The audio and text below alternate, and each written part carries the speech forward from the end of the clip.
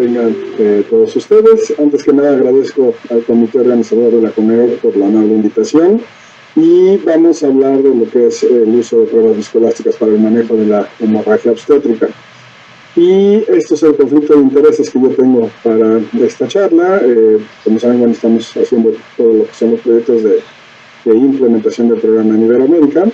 Y me toca hablar de las pruebas viscoelásticas y obviamente vamos a empezar con la definición de Patient Blood Management, que sabemos que es un manejo centrado en el paciente, sistemático, basado en evidencia, para mejorar la evolución de los pacientes mediante el manejo y preservación de su propia sangre.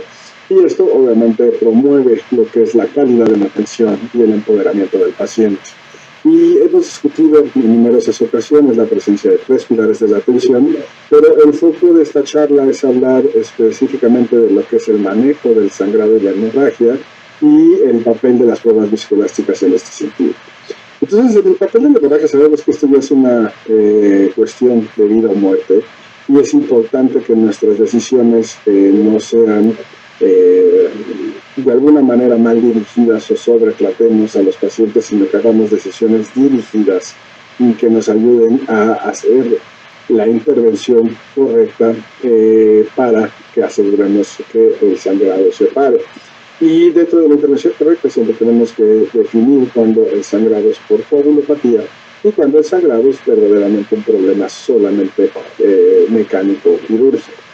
Entonces, ahorita existen en la manejo de la hemorragia obstétrica 2 protocolos, el protocolo de transfusión masiva, que cabe mencionar que los protocolos de transfusión masiva no tienen evidencia alguna en la hemorragia obstétrica, no se han hecho estudios al respecto, y que de alguna manera estamos traspolando lo que sabemos de la hemorragia con trauma, esta reanimación de control de daños que aún en trauma existen todavía dudas de su efectividad y los grandes centros están migrando a una reanimación guiada por objetivos y esa es nuestra segunda opción.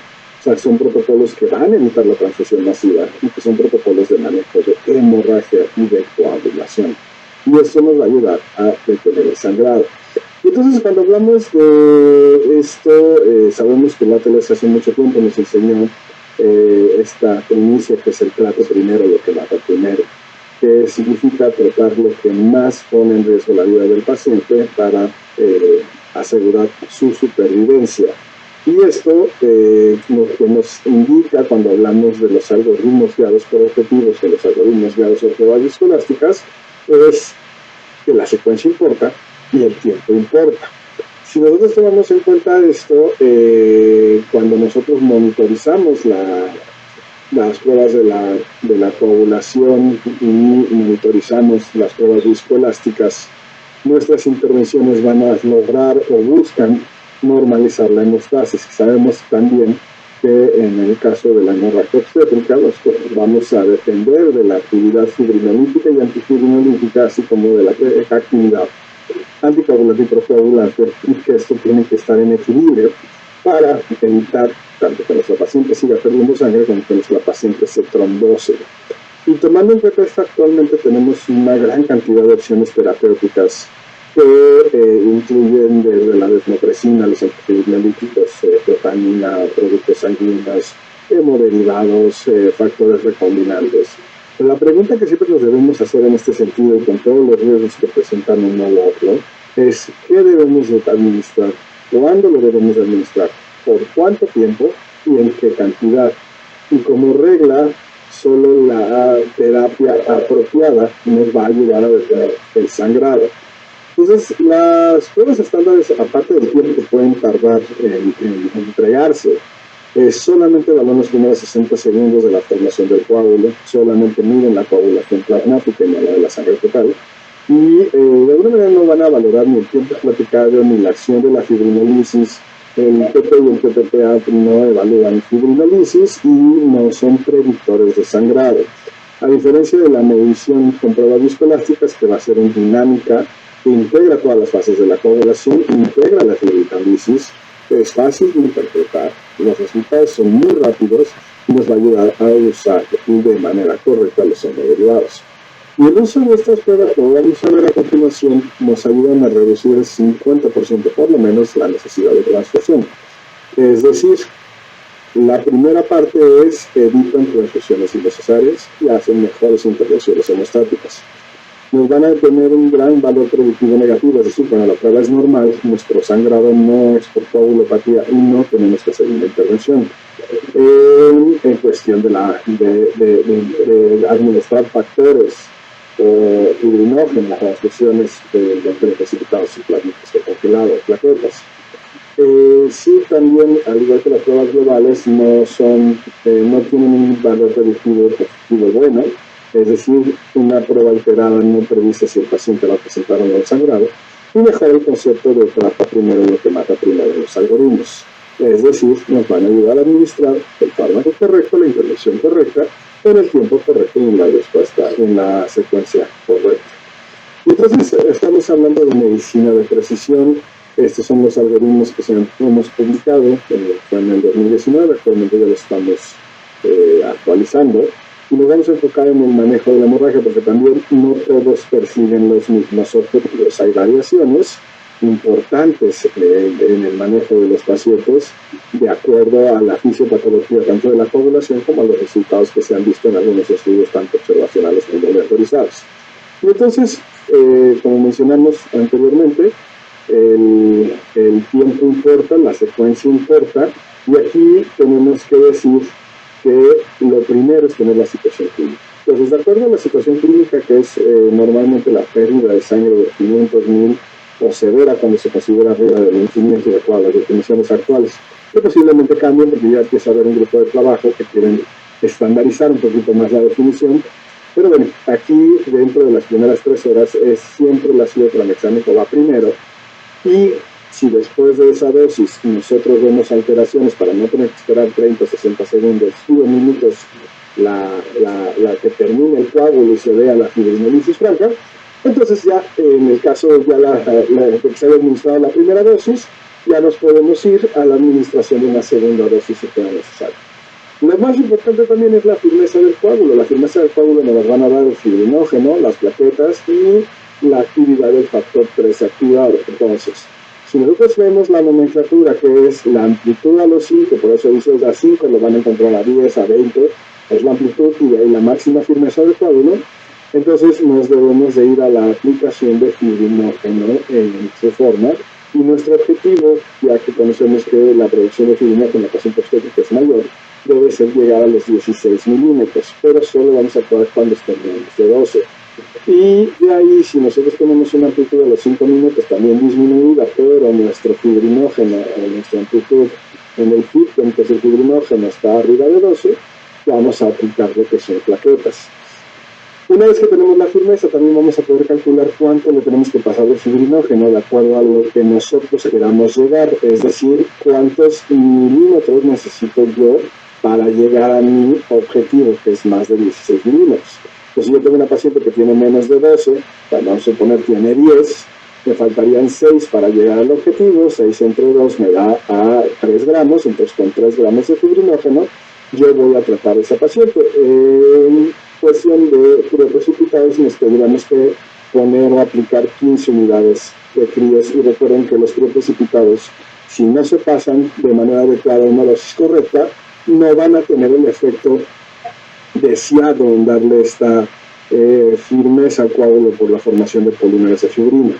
Ahora, ya una vez que no tengo esto, no es problema el fibrinógeno, entonces bueno, podemos pasar a una aféresis plaquetaria o un pool de plaquetas, y de ahí nos vamos a la siguiente fase en caso de que continúe el sangrado, y sí, solo sí que hayamos visto que el fibrinógeno no corrige el tiempo de formación del grupo de coagulación, que es, ahorita vamos a ver la línea verde, que sean más de 80 segundos, entonces decidimos pasar concentrado complejo protombílico o en su defecto plasma fresco congelado a una dosis de 10 a 15 minutos. Eso ya se está estandarizando a una dosis de 15 milímetros por kilo de peso corporal. Acuérdense que una cuestión importante es que el plasma fresco congelado puede también diluir el fibrinógeno, por lo cual por eso no se considera la primera intervención en hemostasia, la segunda olvido la tercera, tomando en cuenta el orden de gran examen por factores. Aquí también es importante que nosotros no pasemos también los factores de manera empírica, porque si no tenemos una verdadera necesidad de utilizarlos de acuerdo al resultado, podemos ocasionar riesgo de trombosis. Esto incluye también al plasma. Por eso esta reanimación de transfusión masiva de manera empírica, una dosis que el plasma no va a corregir ni la coagulopatía y que su efecto es solamente el volumen, no lo debemos de realizar. Y de ahí, ya de acuerdo a cómo se comporta el tiempo de coágulo en el INTEN, que sea mayor de 240, porque esto nos va a ayudar siempre en caso de que tengamos normalidad en otros lados, también lo vamos a ver adelante, posiblemente nos estamos enfrentando a un caso de hemofilia adquirida, ¿no? Y lo más importante siempre es reevaluar a nuestros pacientes. Ahora, si nosotros vemos estos algoritmos que fueron implementados en Yale, en donde se veía la hemorragia postparto, vemos que disminuyeron el número de histerectomías en casi el 50%, hubo una discreta disminución en la pérdida hemorrágica. Es importante ver el número de pacientes que no recibieron transfusión, o sea, estamos viendo que el 39.3 en el grupo de pruebas viscoelásticas contra el 5.2 de las que no tuvieron pruebas viscoelásticas, es importante. Los que recibieron uno fue mayor en el número de Rotem, pero aún así fue menor a los que recibieron más de 2 paquetes, que como vemos acá, representó el 35% de la muestra contra 89% de la muestra que recibieron 2 o más paquetes. Lo mismo pasa con el plasma, vemos una disminución, un aumento en el número de pacientes, 89% de los pacientes de la muestra no recibieron plasma contra solamente el 27% del grupo en donde no se utilizó las pruebas viscoelásticas, y que utilizaron más de un plasma. También vemos un 10%, una disminución franca en el uso en el grupo de pruebas viscoelásticas contra el 72% en el demás. Y las plaquetas también hubo una 0, un 100% de los pacientes no recibieron plaquetas, esto comparativamente con el 55% de los pacientes que recibieron plaquetas, y de manera con el laboratorio estándar, de manera no con viscoelásticas, y solamente acá en más de 5 unidades fue 0% contra 44% que recibieron. Esto tuvo un impacto en la estancia, muy discreto en la estancia hospitalaria, pero sí hubo un impacto gigantesco en la admisión a terapia intensiva, donde vemos que el 43% de los pacientes entraron a terapia intensiva en el grupo no guiado por Rotem contra el 3.6% en el grupo guiado por Rotem. Este también fue un estudio que no tuvo mortalidad. Ahora, esto nosotros lo referimos a la secuencia importa y el tiempo importa. Lo que nos enseña es exactamente eso, ¿no? El que nosotros tengamos una reducción por actuar de manera pronta a corregir la coagulopatía cuando esta existe, y eso corrija la deficiencia de factores. Una de las cosas que nosotros, esto ya lo ha sido replicado, este estudio está a punto de ser publicado, en donde vimos que hay una disminución franca en el tiempo de corrección de la hemorragia. Nosotros no encontramos una diferencia significativa en el volumen de pérdida, sí la hubo, pero lo que sí vimos es que el tiempo de corrección o de control de la hemorragia fue significativamente mayor en el grupo guiado por Rotem en comparación al grupo guiado por pruebas estándares de la coagulación. Pero además vean en la disminución en la estancia en terapia intensiva y la disminución, nosotros encontramos una disminución en los tiempos de estancia hospitalaria. Y además hubo una disminución de casi 40 puntos porcentuales en comparativa entre los que fueron del grupo, donde nada más presentamos alguna alteración como del 23%, como es la prevalencia de histerectomía, que también se disminuyó en un 50% comparativamente. Vimos que hubo una mayor prevalencia de algún problema pulmonar solamente en el 5.9% de los pacientes contra el 22% de las pacientes hubo mayor infecciones nosocomiales, y en global fue significativo el beneficio. Acá, a pesar de que hay casi un 22% de diferencia en el número de pacientes que entraron a terapia intensiva, no nos alcanzó la estadística, el poder estadístico para decir que fuera significativo, y afortunadamente reportamos también ninguna mortalidad en ambos grupos.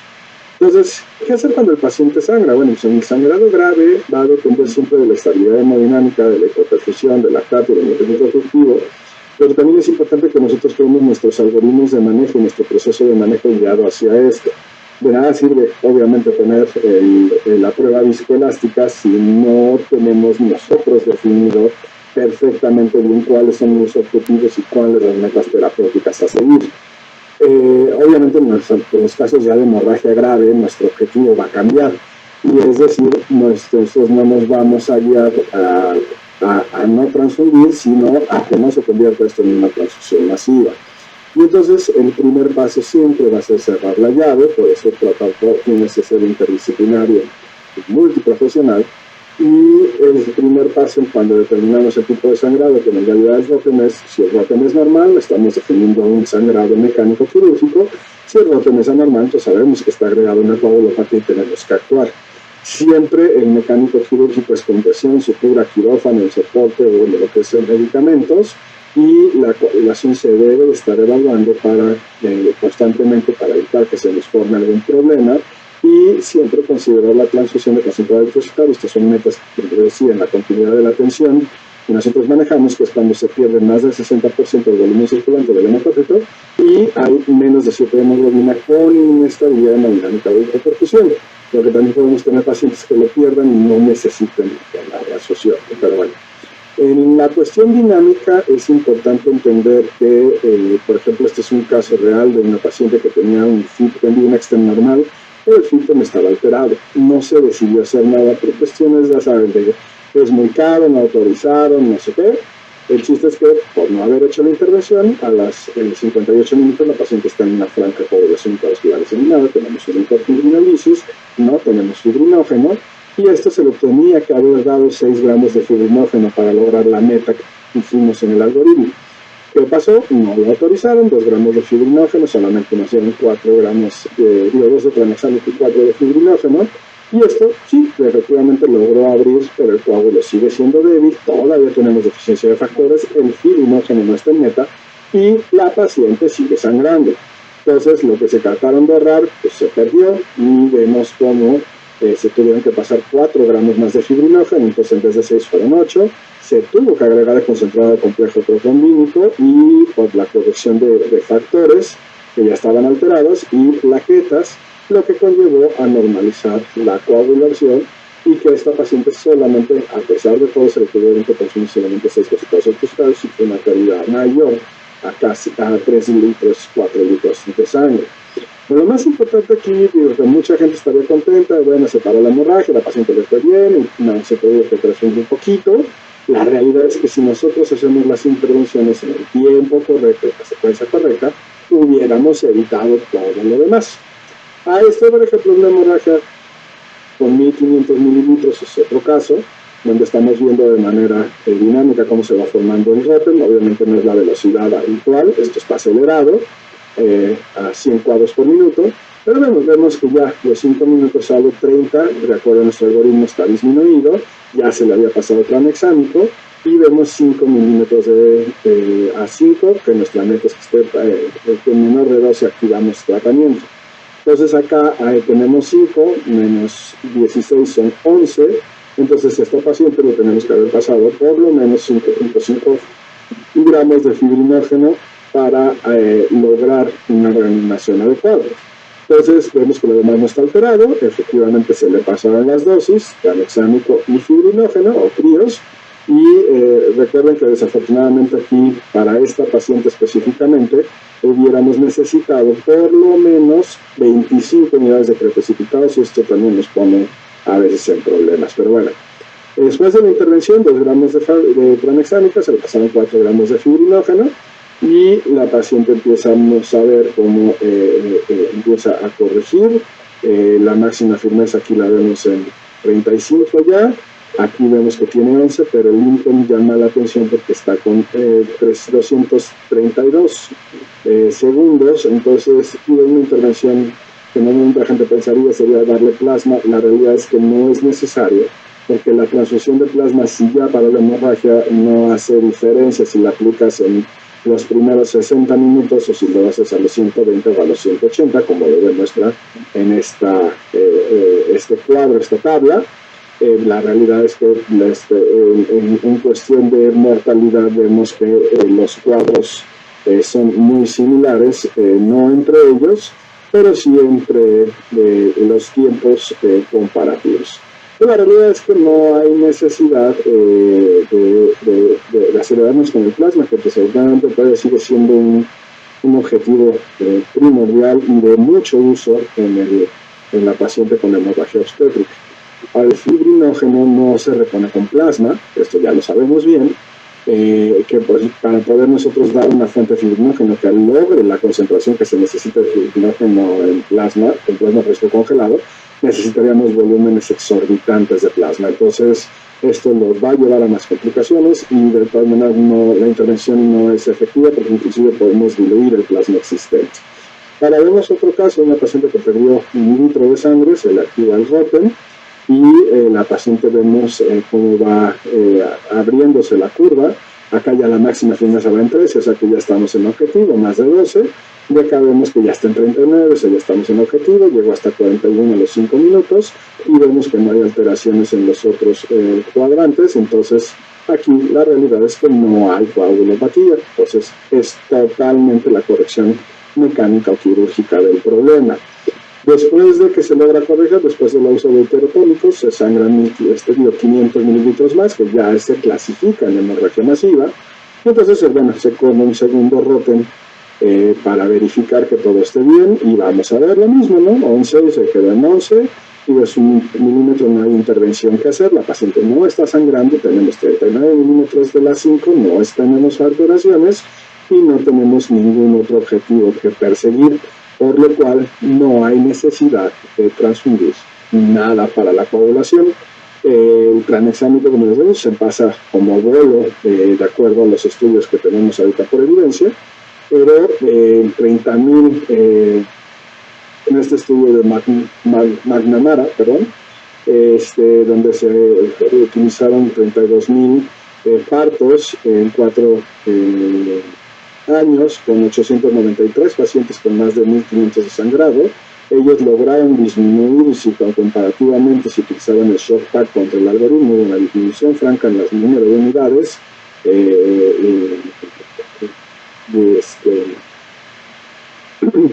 administradas. Vemos que hubo una diferencia en el plasma fresco congelado, una diferencia en los precipitados, y aquí no marcan una referencia franca en el algoritmo de shock pack versus o la reanimación de control de daños versus el algoritmo de Rotem, pero también tenemos que entender que esto depende mucho de cómo se realiza el algoritmo propio del centro, ¿no?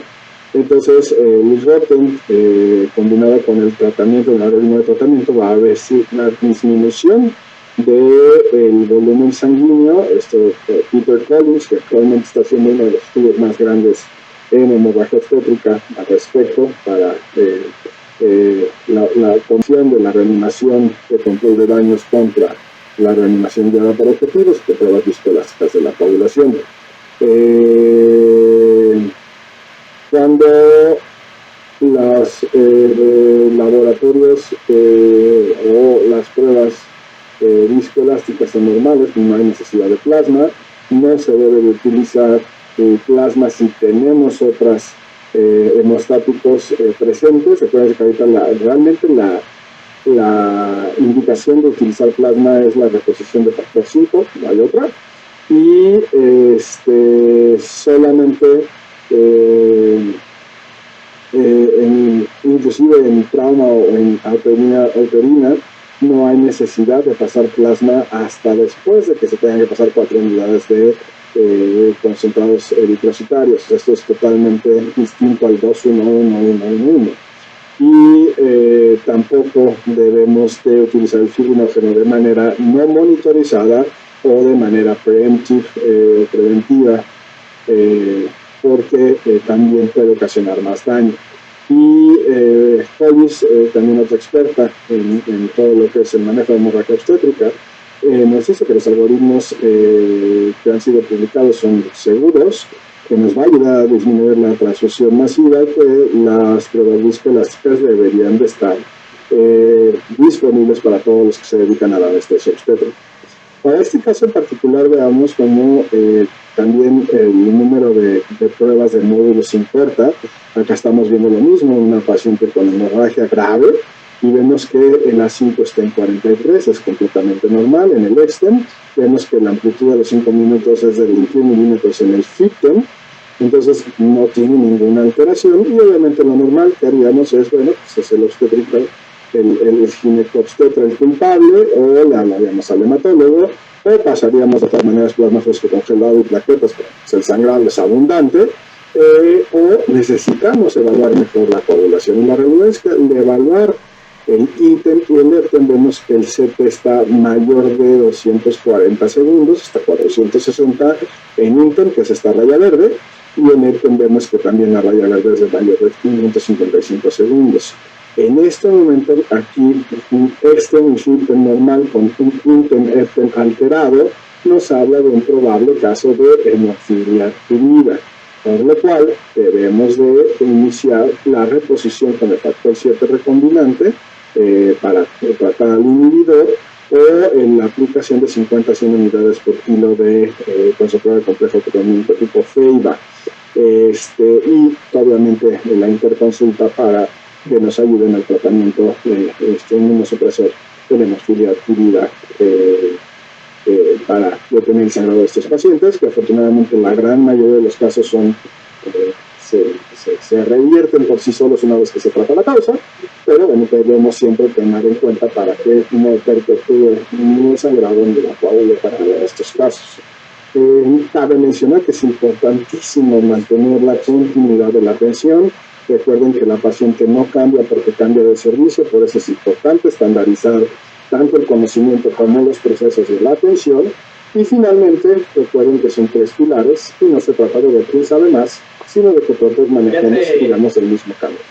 Por último, actualmente el Patient Blood Management, que se considera una de las intervenciones que puede salvar millones de personas mientras ahorramos billones de dólares, tenemos la obligación ética de adoptar ya este programa. Tenemos la evidencia suficiente para saber que el programa funciona y sirve, y aparte tenemos el discurso económico donde sabemos que va a haber una gran cantidad de ahorros, va a mejorar los costos directos, los indirectos, nos va a ayudar a disminuir significativamente los sobretratamientos, y además vamos a tener una mayor disponibilidad de atención por menos estancias hospitalarias y menos estancias en terapias intensivas. Y la parte importante es la educación, por lo cual 3 pilares diferentes. Los pilares están durante toda la continuidad de la atención. Cada uno de los pilares cobra mayor o menor importancia de acuerdo a la fase en la que estemos tratando al paciente. Y con esto recordar que cuando hablamos del plano costo efectivo, el plano de arriba, que es el plano donde todo es caro y no tiene impacto, es el que debemos evitar a toda costa. Tenemos la intervención donde no es incremento significativo de los costos en la atención y el beneficio es evidente y valuable, que es donde está el cuadrante de Patient Blood Management. Y con esto termina mi primera intervención. Muchísimas gracias por su atención, y cualquier duda, pues les invitamos a contactarnos a través de las redes o de la página de la Sociedad Iberoamericana de Patient Blood Management. Muchísimas gracias.